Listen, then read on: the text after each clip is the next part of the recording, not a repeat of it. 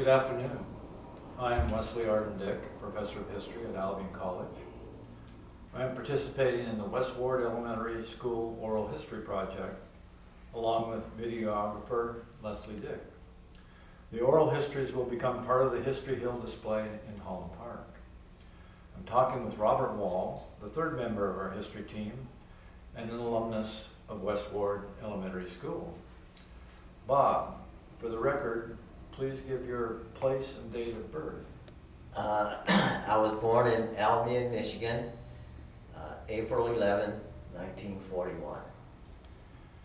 Because this is the centennial year of the Albion Malleable Iron Company going south to recruit African American workers, I would like to begin by asking about your family roots and your family ties to the Up South movement, to what became known as the Great Migration.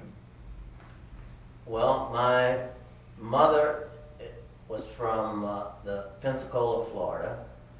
My father was from Jeffersonville, Georgia, near Macon. My mother's family, my uncles, they came up, I think, in the 20s, and two of my uncles worked in the Malleable. I don't know exactly when my father came to Albion, but he worked at the Gale. And he died when I was only 3 months old, so I really don't know much about his experience in the factory. I do know from having lived with my Uncle George Bowen of his experience there, and got an impression of what work and life in the factory was like. He lost 2 fingers when I was in elementary school through a factory accident. So, Was he at the Malleable? he was at the Malleable, yeah. When you were school age, where did you live? We were quite poor, and in the 18 years, my first 18 years, we moved 8 times. So for first and second grade, we were living on Washington Street, 3 houses west from Eaton Street, on the north side of the street. It had been a cider mill and had just been converted to a domicile. In fact, we couldn't go into one half of the house because there was a really deep hole in the floor where the mill, some of the cider mill works had been. So I started out there. At some point around 4th grade, I was living with my Uncle George at 719 West Cass, and then I know by 5th grade we were living at 108 Culver, and the year that I would have gone into 6th grade, we moved to West Broadwell. In the housing projects. We were the first occupants of our unit. And that was my last year. And then we stayed there until, I think I was around 10th grade. My uncle died and left the house to me. And so for my 11th and 12th grade years, we had moved back to 719 West Cass again. What is your earliest memory of West Ward School? I remember all of it, but in kindergarten, well, my teachers, kindergarten and 1st grade was Mildred Biggs, 2nd and 3rd was Georgiana Stewart, 4th and 5th grade was Ruth Ferguson, who was also my aunt. And then 6th grade and principal was Lena Holmes. I remember in the kindergarten first, that Miss Biggs was she was known for teaching good penmanship.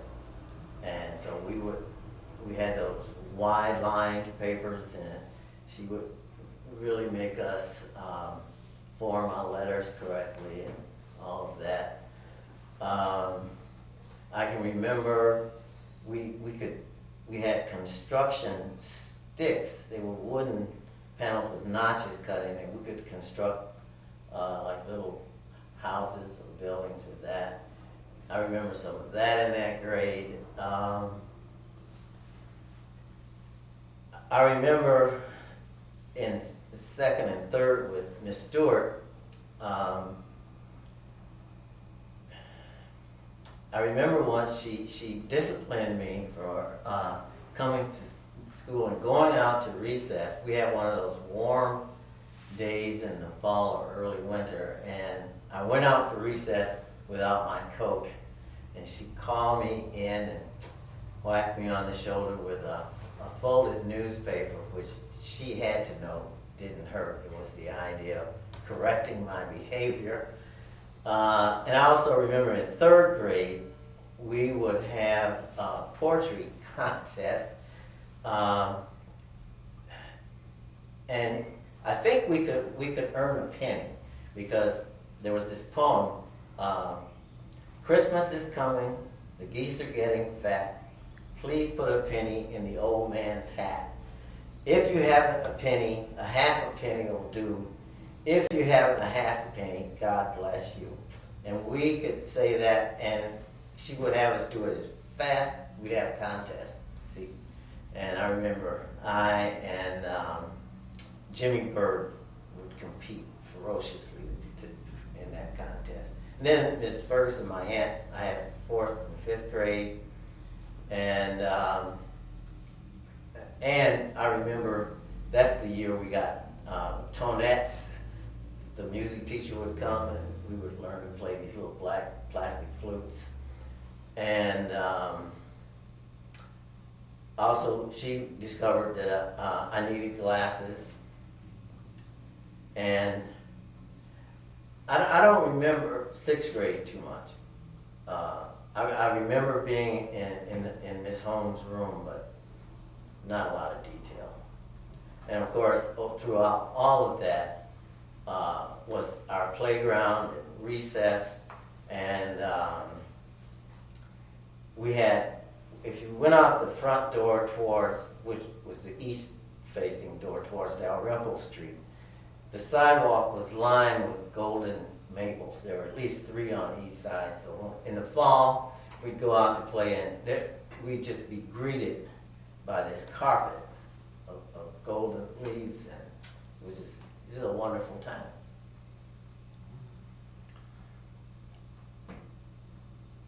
Describe a typical school day.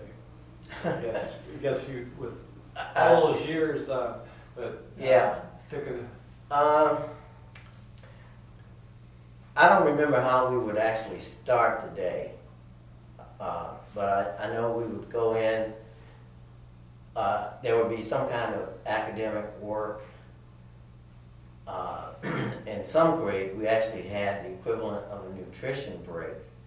And as I recall, we had figs and orange juice.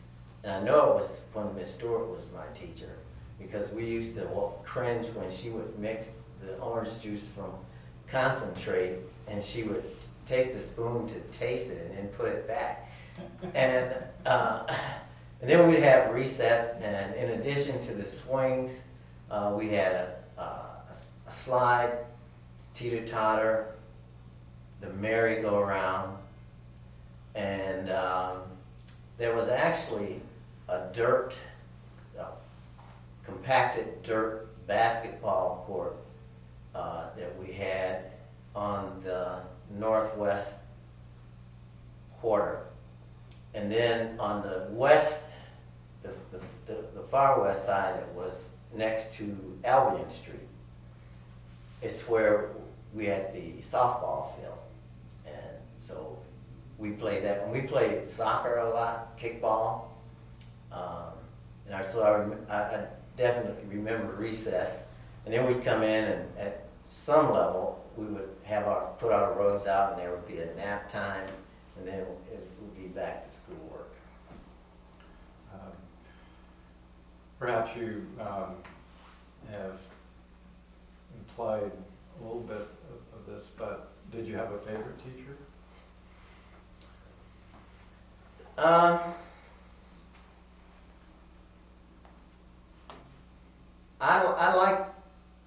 I like Miss Biggs okay, except for her discipline. I liked, and I liked they were different. Miss Holmes was the one that I have the least memory of. I had a lot of memories of my Aunt Ruth because in addition to school, she would have my sister and I over for like a little snack. I remember going to her house was always an adventure because it was a fantastic house, seemed to be lots of windows, lots of light, and she was my introduction to what today would be called health food. She would have breads with nuts and grains and stuff, and as a kid, I didn't think it was the most appetizing thing, but she would explain, this is good for you, and it was just always, going to her house, you always learned something. And then my Uncle Cliff, her husband, she was my aunt through marriage to him. He was my grand uncle, I guess.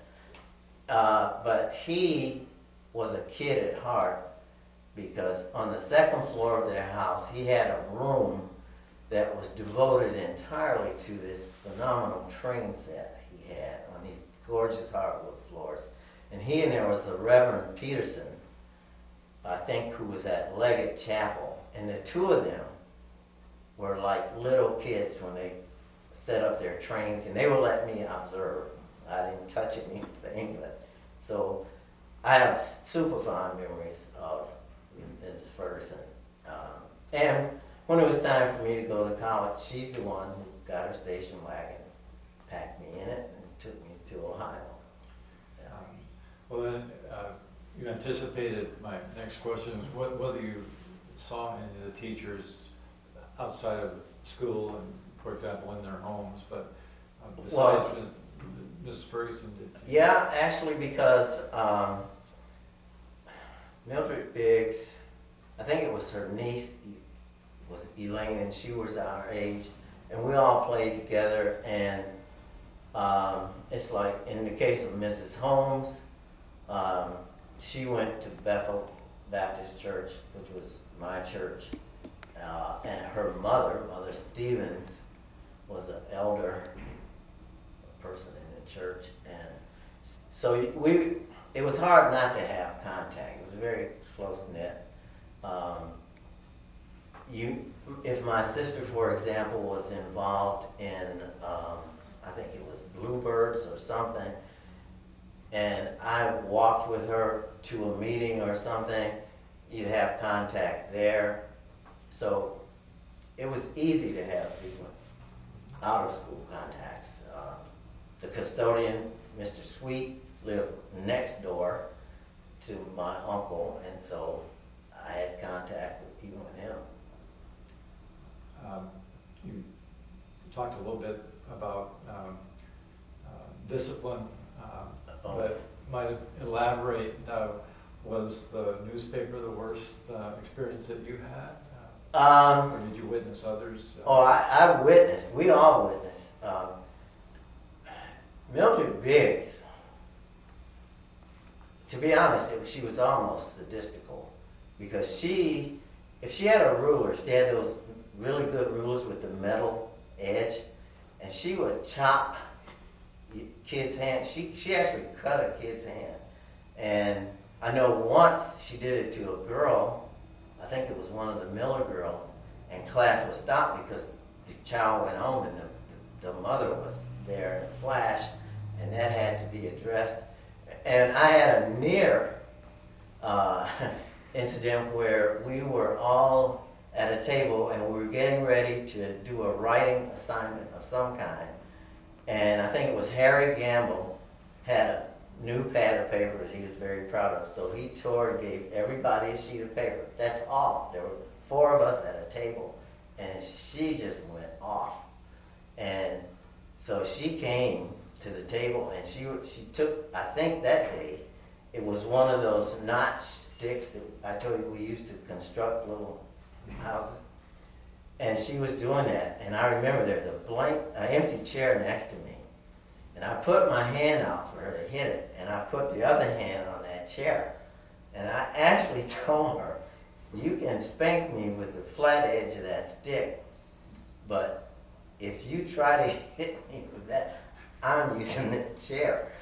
And so I got one lick with the flat side of the stick, but yeah, she was notorious for that.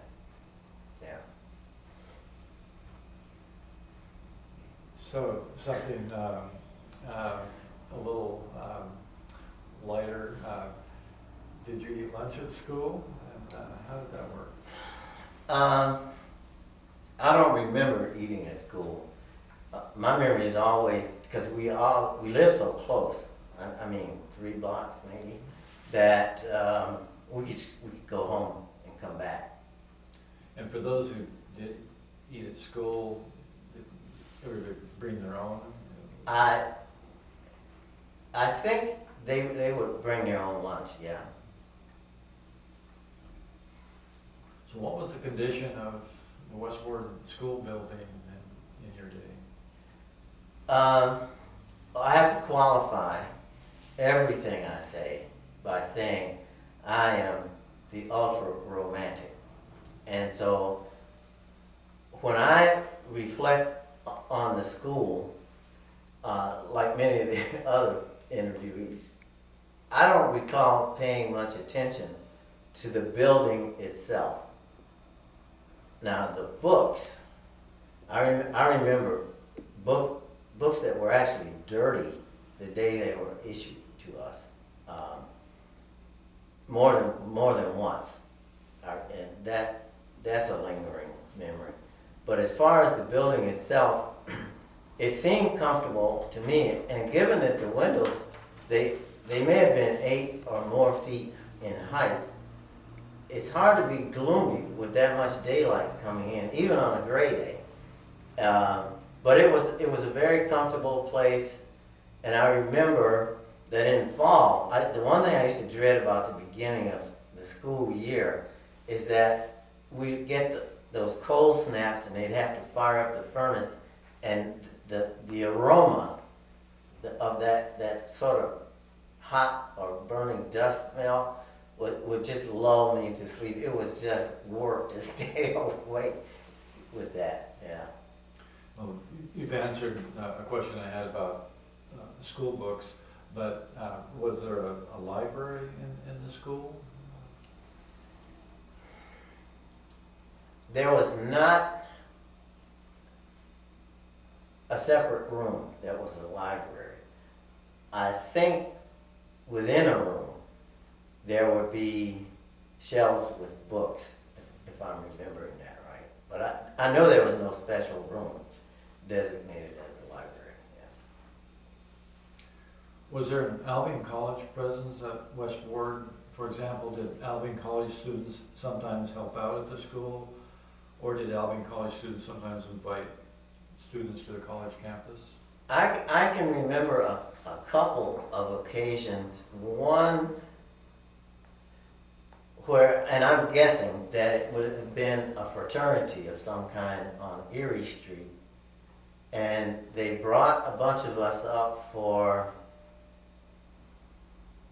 a holiday-related party. And because I remember there were lots of treats, we played things like musical chairs and all that kind of stuff. And it was just fun. And another time, and I think these were college students too, we were taken up to, I think it was the chapel that's in back of the Kellogg building now, the old park. And I think we went there for a play of some kind. And that's all I remember that would involve college students having direct contact with us. did the Albion Public Schools supplement the West Ward curriculum with choir, music, or art visiting teachers? You Yeah. alluded to that a little bit, but elaborate. Ms. Grabenstein, Mary Jane Grabenstein, was stationed at the high school, but she travels to the elementaries, and I think I may have been in 3rd grade, and she had pulled some of us. I think Floyd Bell had mentioned that he was one, and I forgot how many of us. And she took us to be part of a play at the high school, and because we were brownies, and I remember us being in the east wing of Washington Gardner. I think we were on the 1st floor, and that's where we had to stay until it was time for us to go on stage. I can't remember what we did, but yeah, we had that contact, and I think an art teacher came, and when we were in 4th grade, I think, I don't know if it was Miss Grabenstein or not, but like someone had come over to teach us tonette, things like that. But yeah.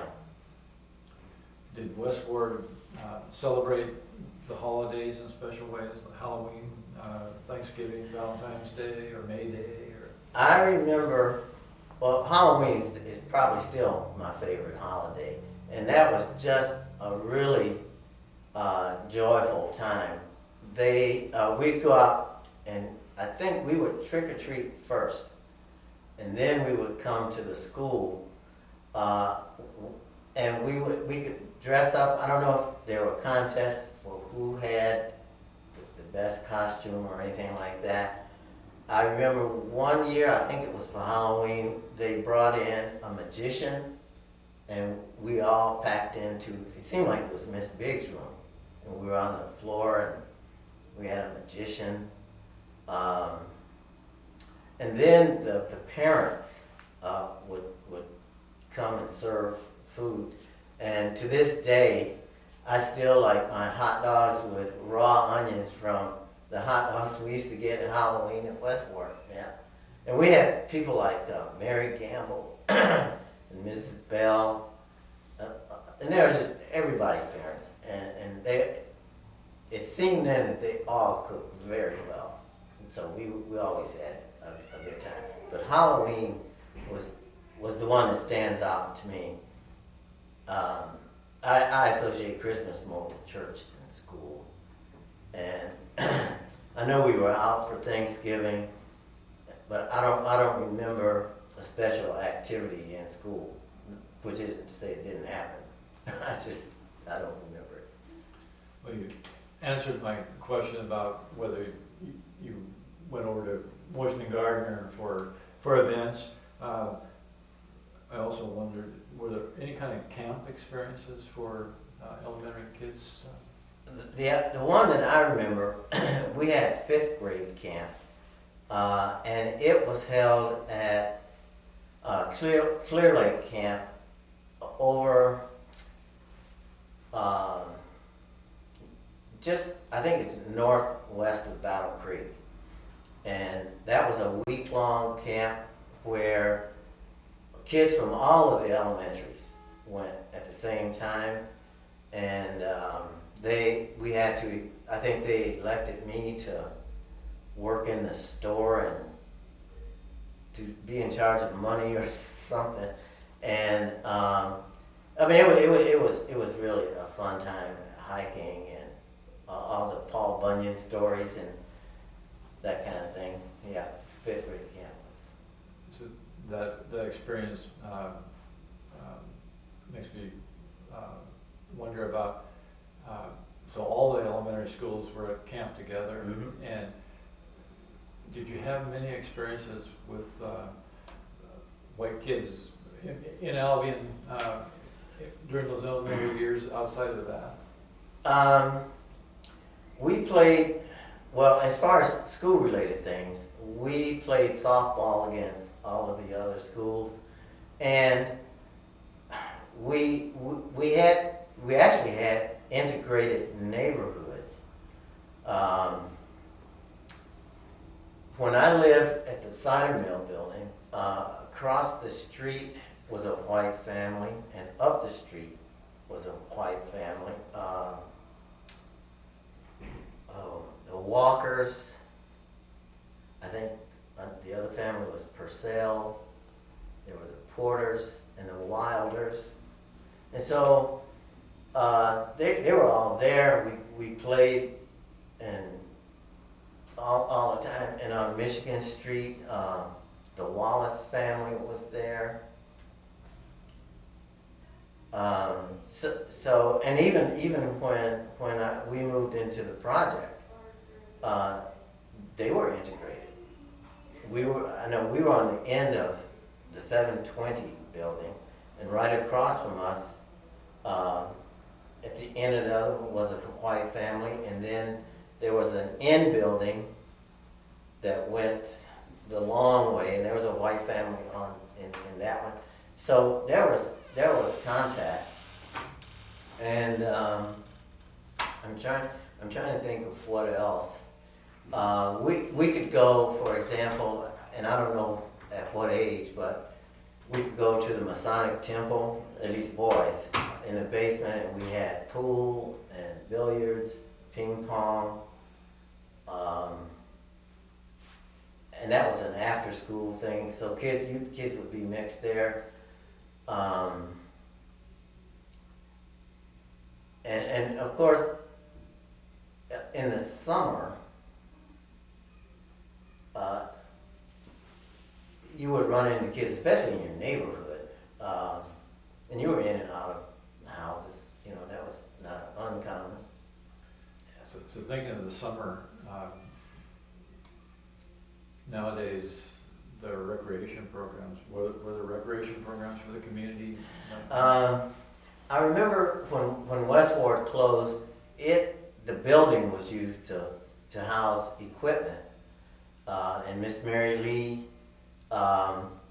supervised the playground, and there were various kinds of activities there.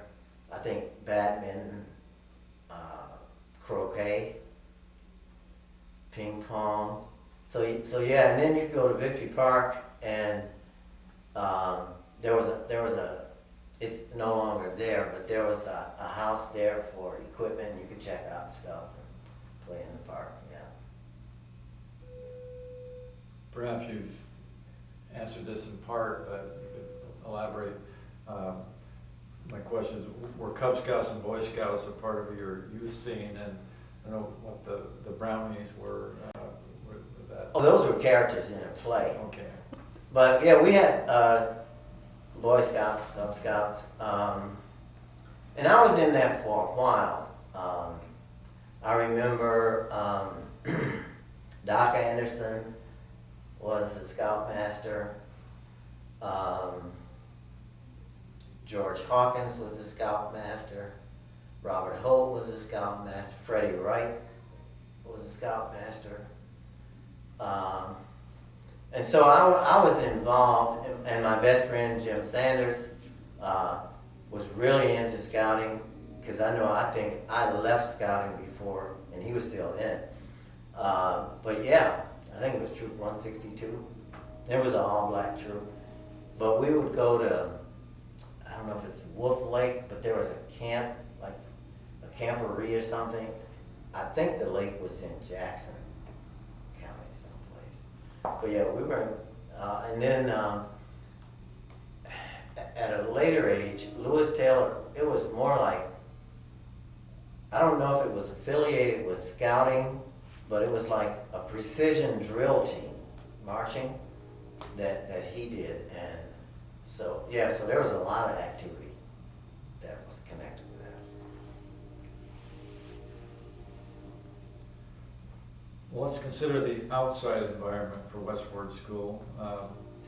And you have alluded to it in part, so recess, and say a little bit more about how organized it was, or how much you made it up on your own. And the girls and boys played sports together. off the top of my head, I'd say yeah, because if we were, I mean, like if we were at the merry-go-round, it was just whoever was agile and strong enough to keep up, and you run around and you jump on, and if you could do that, you were you were on.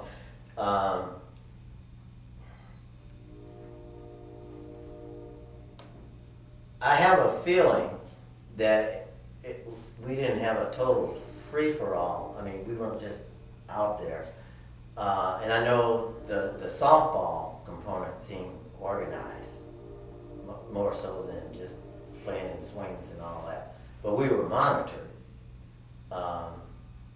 in a non-intrusive kind of way, as long as you were not out of control, you didn't generate any attention. At least I don't recall that. And did sometimes people get into fights on the playground? Yeah, that would happen.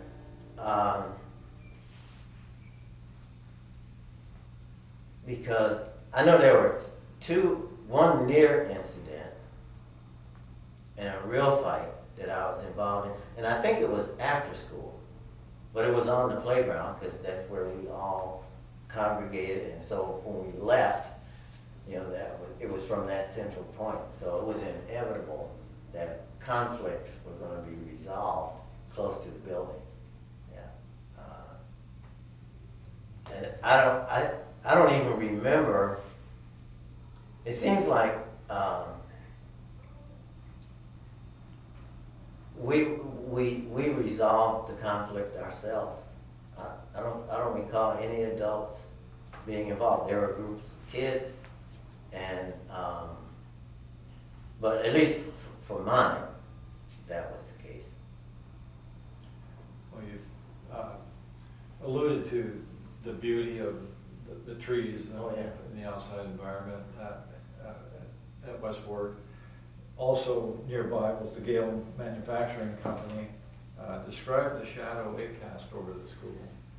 Okay, here the romantic has to come to the fore, because I lived directly across the street from the Gale.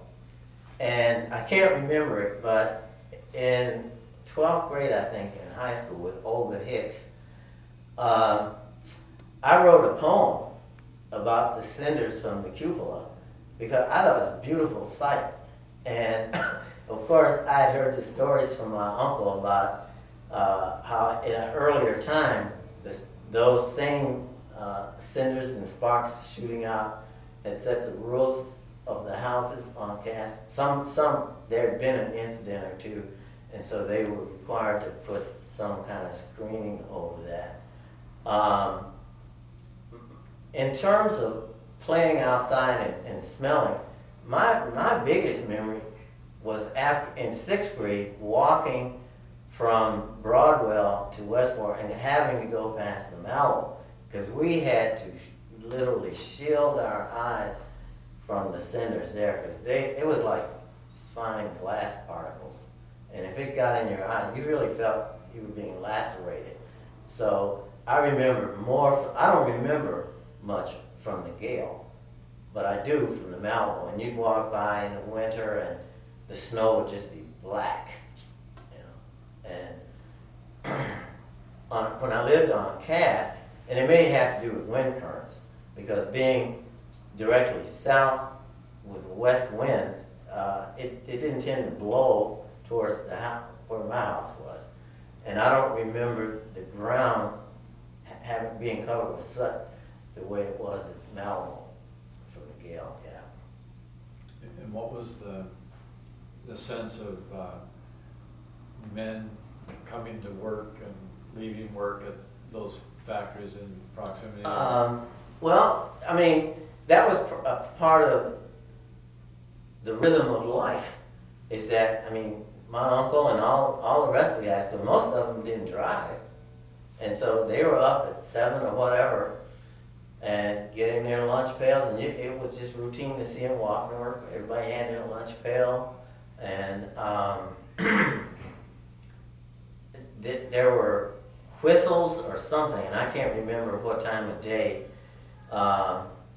that that would mark the end of a shift at work or something. And so it just became part of your routine, the sounds of the day, more so than cars even. Were there factory whistles or? There was I don't know if it was, if you can call it a whistle or, it was a whistle of some kind. And I can't remember what it was for, because I didn't pay that much attention to it. But we all knew that, I mean, it seemed that all of the men left at a certain time in the morning. They all came home at a certain time late in the afternoon, filthy. And it didn't matter if I was at one of my friends' houses or at my house. The rhythm was the same. They're coming home from work. And everybody, they all worked. So that leads into my next question about the neighborhood in those days when you were at West Ward.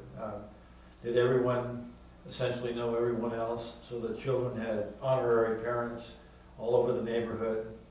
Was there a sense that everyone looked out for their neighbors and their neighbors' children? I would say absolutely. When I lived in the cider mill, next door was the Smith family. And, we all played in the street together. I was in their house. I remember, I think Jimmy used to make sandwiches for us sometimes, and we'd sit on the steps and eat at his house. And, I mean, their parents knew all of us, and we knew all of them. And they seemed, all of them seemed very stable to me as a child. So there was a connection there. When I lived on Cass Street, Jim Sweet, the janitor, was next door. He was a barber also on one side, and he sold pop he had a Coke machine in the back. And then on the other side of my house was Josh Malachi, who, as it turned out, was a good friend of my father, had been. And so because of that, I got free haircuts from Mr. Malachi. And sitting in the barber's chair was where I got impressions, a lot of impressions of what my father was like. And then I'd go back and ask my mom about it. But so, and then the next house down was Chuck Simmons, and his daughter Brenda was in school with us. And when I got old enough to play softball, that was a big deal to Chuck. He wanted to come out and throw the ball at me, and he thought I was as big as he was. And he was strong. He'd almost knock me over just trying to catch the ball. And then when I moved to Culver Street, Woody Wilson's family lived directly across the street, and his dad was a hunter, and they used to shoot everything. I mean, and for food, and and we were playing cowboys and Indians and stuff all the time, and so when he shot squirrels, he would give us some of the squirrels' tails to decorate either our hat or our bows, or whatever. And so there was a connection there. Down the street was Willine's family, and her mother was one of my early second mothers, because I think we mentioned earlier that she had intervened when a neighboring adult was out of line, and then Ms. Ashley just came over and said, you're out of line. This is my boy. You don't do that. So that was common. And then the Bell family, they were like a second family. I was in their house a lot. And I used to, since I loved to garden, I would go and work in Miss Bell's garden. That was a joy. And she was amused that I liked, because her son didn't like to do it. And so, and his father was a hunter. He he took us coon hunting someplace once, even after I came home from college or something. And so there was this lifelong contact. Then my friend Jim Sanders, his mom and stepdad, I was in their home, and then his dad and his stepmother, I was in their home. So yeah, we were, there were many adults in our lives, and that doesn't include people who, like Sunday school teachers or people in the church whose homes you didn't go into. But if you were out and about and they were present, there was that added measure of scrutiny and security. Yeah. So it was a very secure and caring kind of environment. Well, you lost your father at a young age, but you elaborate on your mother's role and. Well, since I never knew him, really, that, you know, him not being there was no big deal, because, you know, I lived with my Uncle George on Cass at least 2 times. My uncle William Ferguson on on Michigan, West Michigan. We lived with him for a brief time while we were getting settled into the cider mill house. So there were, and then there are the fathers of all these other people I mentioned. So there were plenty of males to model, as well as in the church. But to my mom, I always thought that, and I forgot how far she went in school, I think maybe 8th grade, but she always seemed ahead of me as far as what she knew. And her penmanship was great, and her knowledge of language was good, you know. And she seemed, to me, she always seemed philosophical in terms of like discipline, you know. I think it was more important for you to understand the wrongness of what you did rather than the punishment. If you could grasp and acknowledge the wrongness, there was no point in corporal punishment, you know, because you already got the lesson. And that's which isn't to say I didn't get spanked, but at a certain point, she had done her work so well. If I did something wrong, I would just confess and go get a switch. And so, here it is, you know, which frequently saved me. But she was a real. I feel like I was born on a church pew in Bethel, because she's a church pianist. And my earliest memories being rolled up on this blanket on a pew in the church, waiting for either choir rehearsal or a church service to be over. And of course, for the first 18 years of my life, I'd have to be half dead to miss church. Everybody went to church all day. We'd go to Sunday school at 9:30, then church. And after a certain point, she was grooming me to be a singer. And so I was singing some rather complicated pieces. And the downside of that was, if there was a 3 o'clock missionary society, you know, they want little Bobby to come and render a song. And then when I started playing trombone, it was to come do one or both. And so I quickly figured out my escape was to always leave the case for my horn at the back of the church. So when I finished, I'd have to go back and I could just keep going. But she was the kind of person who would be gobbled up in a capitalist society, because she actually practiced whatever her interpretation of the Bible was. If you're not supposed to lie, you don't lie. There was a situation where she was in a car going someplace with some friends, maybe Flint or Saginaw, and the driver pulled out and cut back in too fast and caused an accident.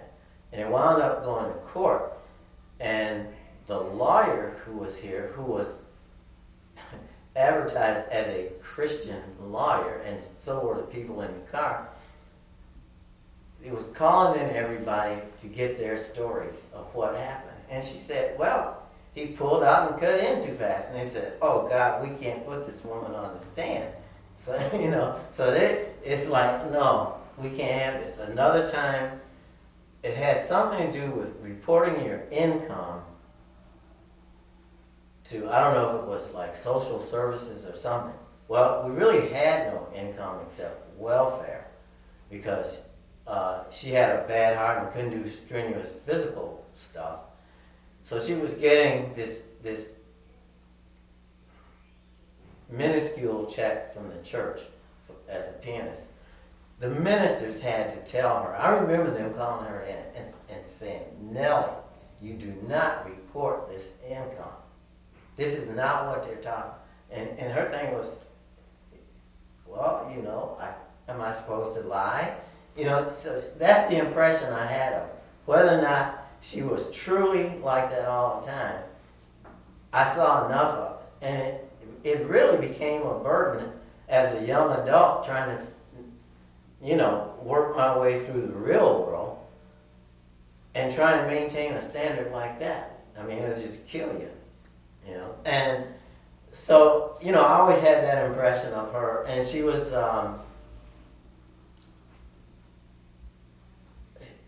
she was a pianist. I could never learn from her.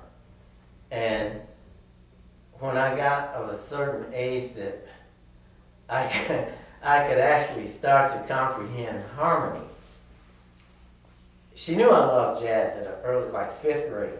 I was the only kid around who was really starting to get into jazz. And of course, harmony was a big thing for me, still is.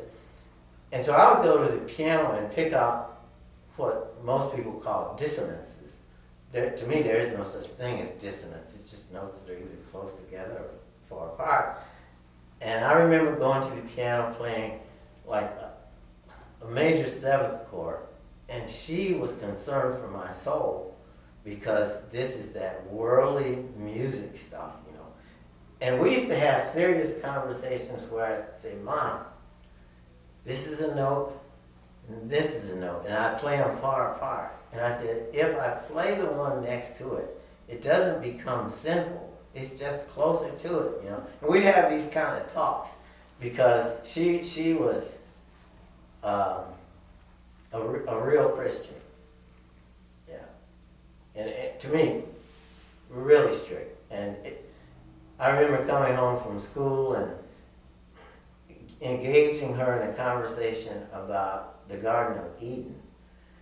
And we were talking, and I said something like, well, Mom, it didn't have to be an apple. It could have been an orange. It's just a symbol of something.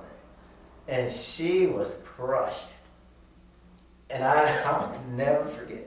She said, oh, my boy's only been gone 1 year and he's come home a communist.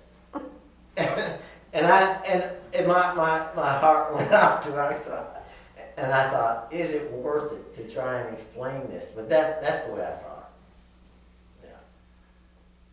Well, going back in time, you talked about Bethel Baptist was an important part of your life and the neighborhood. So the church was really integral to the African American community in those days. Absolutely.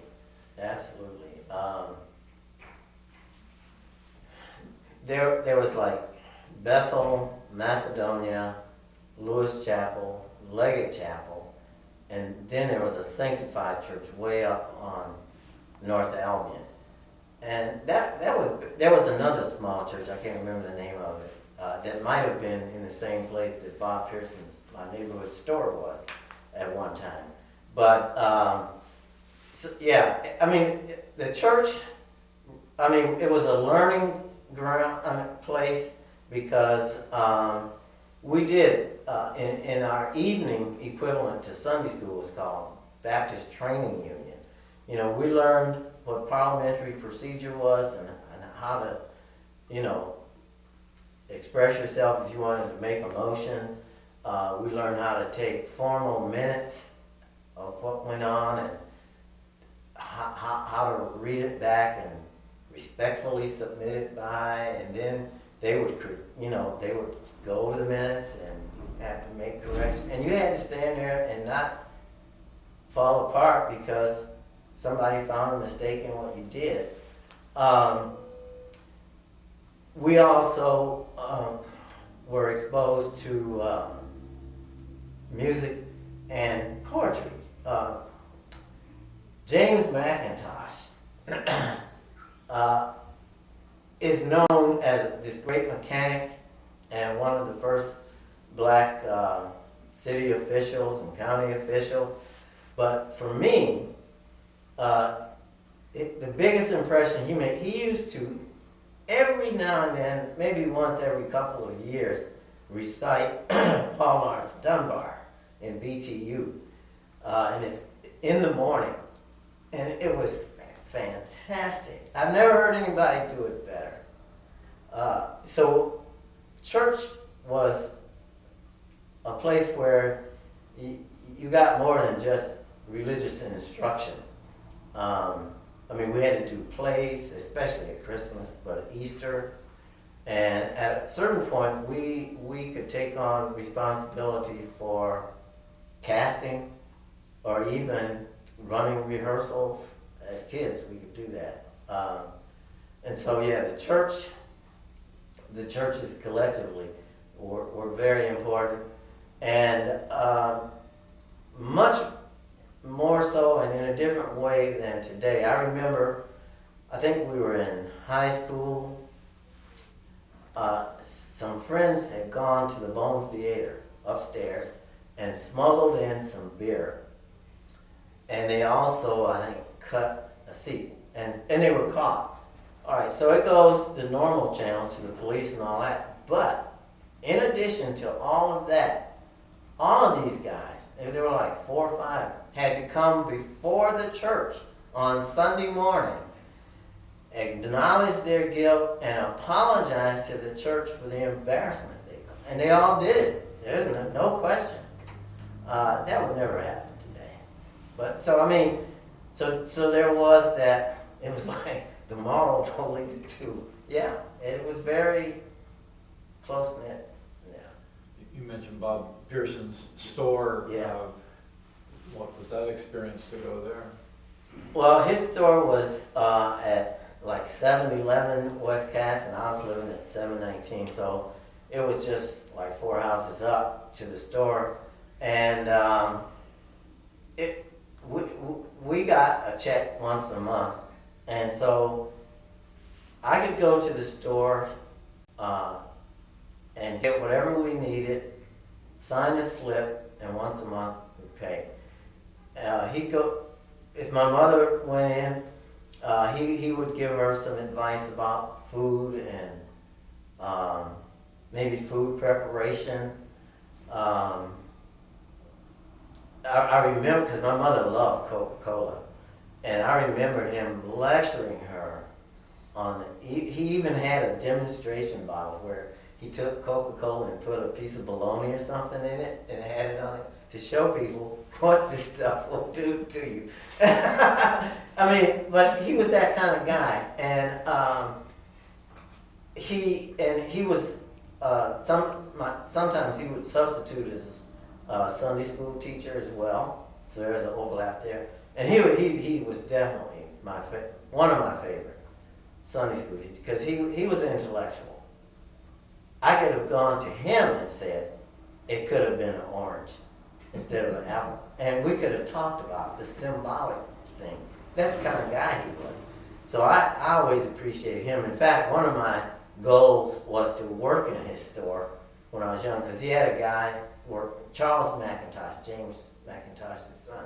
And Charles used to always walk around with a pencil on his ear. And my goal was to replace Charles so I could have a pencil on my ear. It never happened. But yes. And so, I mean, he played a vital role in the community because you didn't have to have money. And there was no stigma attached to signing that little slip. Yes, that's just what you did. And then the bill was paid. And you were always comfortable with that. Well, I'm going to have you transition from your elementary days to Washington Gardner. How did that go smoothly? Oh, I don't think I was exceptional in my, whatever little contact I had with whites. I was never too uncomfortable around whites. So when we got to junior high, it was just a bigger school. It would, it's the same kids you played ball with, the same kids at 5th grade camp, and same kids, once it was desegregated, you would see at Dutchtown swimming, or maybe in the Masonic Temple, shooting pool. So it didn't strike me as that big of a deal.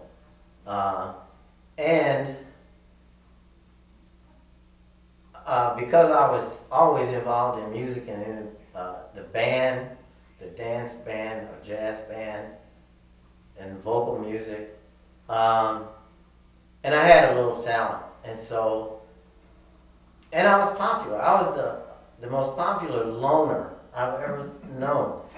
Every year I was elected to something, and I never campaigned.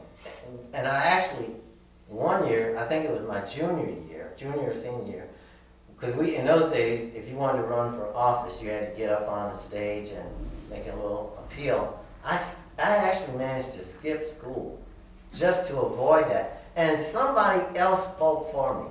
I come back the next day, and I'm like vice president or something. And I'm thinking, what? But, no, and being in music, there's a lot of people in those days, because, I mean, the choir would have been 50 people maybe. The band was large. The dance band was as big as any band out of the 40s. Not only did we have the band, I was the vocalist with the band and a trombonist. We had a chorus line. We had a solo ballet dancer, Jeannie Honeywell. And I mean, we actually were put on a show. And I think we may have gone to Marshall and Coldwater. And those things are all thoroughly integrated. And so, you were just a good musician, and there wasn't, now, that's with kids.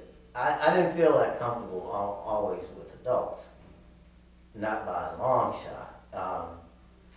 And I won't give the name, but there's a student I grew up with, and he reminded me of this when we were adults, because I'd forgotten it. He said he had invited me to come over to his house, which I think was on Maple or somewhere. And I said, no. And he said, why not? And I just told him, I said, I don't think your mother would like me being in your house. So I don't want to be there. And he couldn't understand that. I don't know if he understands it today. But with kids, and I wasn't that, I'm not a social person. I didn't do parties and all that, so I didn't miss it. And by the time I was, I think in 11th grade, we had arranged it so I had study hall or something in my last 6 hour. And so I could leave school and go to work, because I had to work. And I worked at a 10-cent store downtown for at least 2 years. Yeah. Well, in these teenage years, were you aware of segregation in Albion in a way more profound than when you were a youngster? Well, we were very much aware of the theaters I mean, that was the most blatant discrimination imaginable. I mean, at the Albion Theater, the little woman coming around making sure that everybody on the left side is black and only black. If a white wanted to sit with us, they wouldn't let him. In the Bone, even as a kid, that was always ridiculous because we had to sit upstairs, but it was the best seats. I mean, why wouldn't you want it? And I don't think, the only time I've been downstairs in the Bone is when I was teaching and had to take a class with high school kids. And I don't even know if the upstairs was open. But I always sit upstairs because it's the best. But we were aware of that. We were aware of them not wanting us to swim in Dutchtown, and that once it was desegregated and we wondered why, because it wasn't anything except this leech-infested hole. But that's where we could swim. And of course, the roller rink upstairs over, well, it's in its last form, it was Sanders Furniture, that building. And we could only go one night a week, but I didn't skate anyway, so I didn't care. So that didn't impact me. But Sullivan's, the ice cream parlor, when we couldn't sit down in there until I was about 11th grade, I think. Yeah, so, we were aware of it. And sometimes just going in a store, you just get this, you could feel it, that you were not wanted. And there was never any reason that you could discern as to why that was, but you knew it existed. The only time I had a direct experience would involve the police. We used to play all of our basketball games, I think, at the college. Or it was a special event. Anyway, it was in the winter, and we were at the college for this game. And on the way home, we all had to come back to the west side of town, and a large group of black guys had gone one way, and I think Terry Cheeks and I went straight down Cass or something. And when we got all the way to Cass and Superior, we saw this police car, and they looked funny, but they didn't do anything. They let us walk all the way up to the post office, and then they arrested us. And they took us in, and when we got in, they put us in this room with no lights on. And there were all these other black guys in this room, and something snapped. I remember I started whistling some little jazz ditty in that room. And of course they came to see who was whistling, and nobody said anything. And they'd leave and I'd whistle again. And then they start taking us out. And finally it got to Terry Cheeks and myself. And I asked them, why are we even here? And they said, well, we got this report that there were a group of black boys breaking antennas off of cars around the college. And I said, well, you two guys saw us at the corner of Cass and Superior, and you let us walk all the way up to the post office, and then you come pick us up, so you know we were not in the area where the antennas were broken. So why are you doing this? And it's like, I was just off. I was angry, and they finally let us go. The next day, all those guys were called into the principal's office, all except Terry Cheeks and me. And after that, we were called out of a class. Somebody came and got us, and they took us in to the assistant principal, and he said, we know you heard them call in, And I said, yeah. And he said, it's about what happened. I said, so what? Okay. So we got to school the next day, and at some time during the day, all of those guys were called into the principal's office, and I'm not sure what happened. but Terry Cheek and I were not. And later on, we were taken out of class to the assistant principal's office, and he explained that we were not called with the other group because it was clear to them from what the police said that we were not involved in breaking the antennas, and that was the end of it. But it just said to me, my crime was just being black on the street, black and male, and that was at an early age. But yeah, so I was very much aware that there were forms of discrimination at work, and most of the time it didn't reach me, but I knew of it. Yeah. Were you encouraged to go to college? When we were growing up, and the theme that was played to us and repeated over and over, and this is where it didn't matter whose home I was in, the message was always the same. When you finish high school, you can go to the Malvern, you can go to the military, or you can go to college. But you should be prepared so that it's a matter of choice.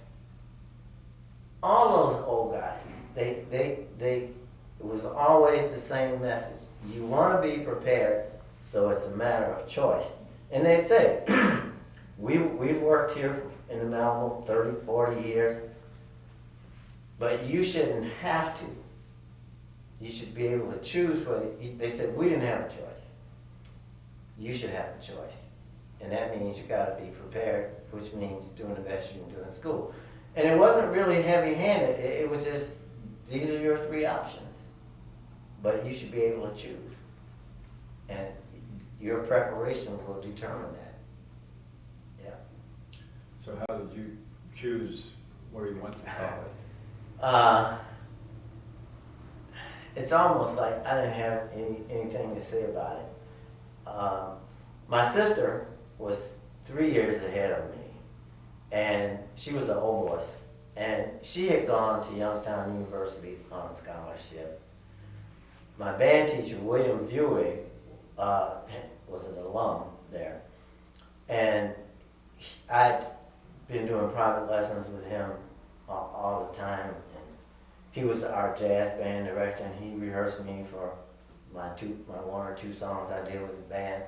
And he said, you should consider this because you're good at it. And we need to get a piece ready for you to audition. He just told me that. And then I think he and Miss Grabenstein were talking. And she said, well, if you're going to audition, don't just do it in trombone. I think you're a better vocalist. You should prepare a vocal piece and audition for both. And so that determined where I was going and what I was going to do. I was one of the most naive people on the planet as to what college was for. I liked learning, and I liked being in that kind of atmosphere. But that was about it. And so I remember going down, because it was a burden to have to go down and audition, because that's financial, you know. And but going down to audition, and getting that done, and then waiting, and I got a pittance of a scholarship for trombone and one, I think, for the bigger one for vocal. And it was enough to get me started. But when I left home, it literally was with nothing except naivete and being a dreamer and just like young people are, you just think you'll survive. You know, I knew I would have to get a job once I got there and all that, but that was how it was determined that I was going to go to that school and to music school.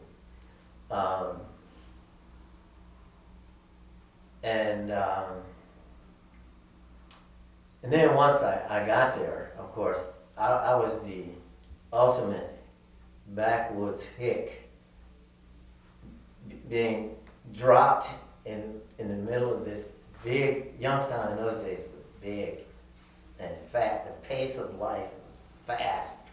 I mean, just crossing the street was fast, you know. And so, you know, that was just the beginning. When I look back on it, I don't even know how I survived it, because I had nothing. I literally starved weekends. I remember wearing out the one pair of shoes I had, going to the unemployment office and standing, because the steel mills were beginning to close. Those lines were like 2 blocks long. And finally, somebody in my sister's church who worked there gave me a way to skip the line and come to wherever she was. Not that it got me a job, but at least it got me in. And walking the main street of Youngstown, going in shoe stores and all that. I finally had to put cardboard in my shoes because I had worn the soles out and there were holes in them. And I eventually wound up getting a job at the university library. And that was my good job. I did it there and I did it when I was at Wayne State. I loved being around books and working in the library, yeah. So, and that was also my real awakening to a broader world. Because the first thing that happened is when we got there, I found out I would be staying at a black YMCA. They had a black one and they had a white one. I never saw it. I never saw the white one. The women's, the YW, was integrated. And, but, so it was, but again, I was the ultimate romantic. I mean, this was heady stuff. You know, here I am living in this place with all these black men of various kinds. My night desk clerk was the first black Muslim, at least I think he was trying to become one, that I ever met. I had never heard of the Nation of Islam until Sam the Night Man, because I'd be one of the last people coming in from school. And we'd just talk at the desk. And he started talking to me. I hadn't heard of Malcolm or anything like that. And yeah, so and then I met on campus. You know, there was, you know, the beat era, and I met people who, like one of the guys that became an English professor. He was a poet doing free verse stuff, and I remember the one thing that got me over is people knew I was serious. So if I asked a stupid, naive question, they would say, "Okay, let's talk." And so I remember asking Frank.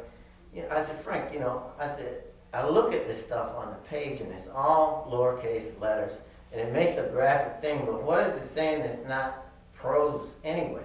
And he laughed, and he said, "You're right." He said, "It's just a spoken word, and it's the way I choose to do it." And, I mean, and people like that, they just take me under their wing. And so I got exposed to all kinds of stuff. And the head of the piano department was a 20-something-year-old Canadian pianist, and he ran the choir in the Unitarian Church. And so he asked me if I'd sing in his choir. And so that opened up another world of different kind of white people, different kind of black people, very high middle class people. I didn't know what that was like. You go to church and there's a social afterwards. It's almost sacrilege, you know, to a good Baptist. And then you mingle with those people, and I mean, from all stations in life, you know. I remember Corinne Huff became, God, was she Miss Ohio? She was the one that was Adam Clayton Powell's honey on the boat, and she appeared in jet. I met Corinne at church, the Unitarian church. Sweet, nice person, and gorgeous. But so going to Youngstown was like a grand awakening. But I didn't really choose it. It just happened. It was the next step in your journey, the military? College dropout. After after starving a while, and I lost my good teacher, because I was never the kind of trombone player I wanted to be, and then I started to click, and then he left. I was done, and I was starving anyway, and so I just decided I am through. This is a good time to get the military out of the way, because I had taken education courses so I could get a deferment. I had no intention of ever teaching, and so I became a dropout. I came home for maybe 2 weeks, went to the post office, signed up, and in those days, if you were a volunteer, you could choose either the kind of work you would do or the place you would be stationed. And my goal was to get to France, where my good friend Jim Sanders from Albion was. And so at least I could choose Europe. And so I went in, and that was a commitment in writing that I would be stationed in Europe. And 6 months after I was there, I was in southern Germany. First weekend there, took a leave and flew to Paris. Yeah. Well, in the interest of time and facilities needing to close us out, you circled back, had Oh, yeah. other experiences, and ended up as a historian. Okay, that story is, I came back to Albion after the military, worked in the factory, then I went to Detroit, and after a year or so, I knew I had to do something besides that, and I went to Wayne State first, just to do mental practice, and that was a good experience. And after my epiphany with the guy in the art, it was a black arts building, and I met this older guy. Just me and him. He asked me something, and he told me I was too bright to be so ignorant of myself. And then like 3 days later, it's like it just clicked, and I thought, okay, I went back to school to practice, and then I knew exactly what I wanted to study, and I transferred to Michigan State, went into history, got my degree. With landing back here in Albion, having a teaching career, and still here, in looking at Albion over your lifetime and where it is today, what troubles you the most, and what gives you the most hope about Albion? Well, the deindustrialization and the erosion of really the foundation of the community is what troubles me the most, and all the consequences of that, especially the school.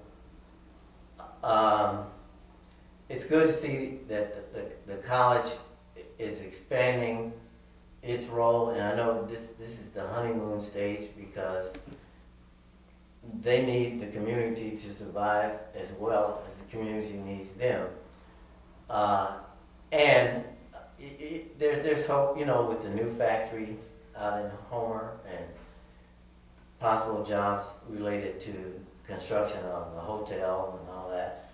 So that, to me, it's those are all positive signs that, and I recognize that because we were so entirely dependent on industry, that I think there were some mistakes made in terms of diversifying sooner, but at least it's beginning to move forward.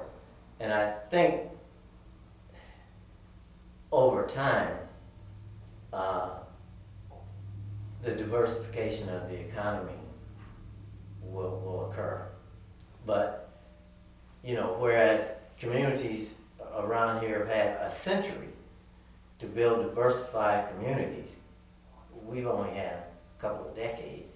And so we need to recognize that, and that it's a slow process, and especially given all of the technological changes that have occurred and are occurring rapidly.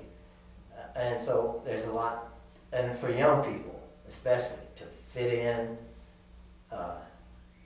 to all that change.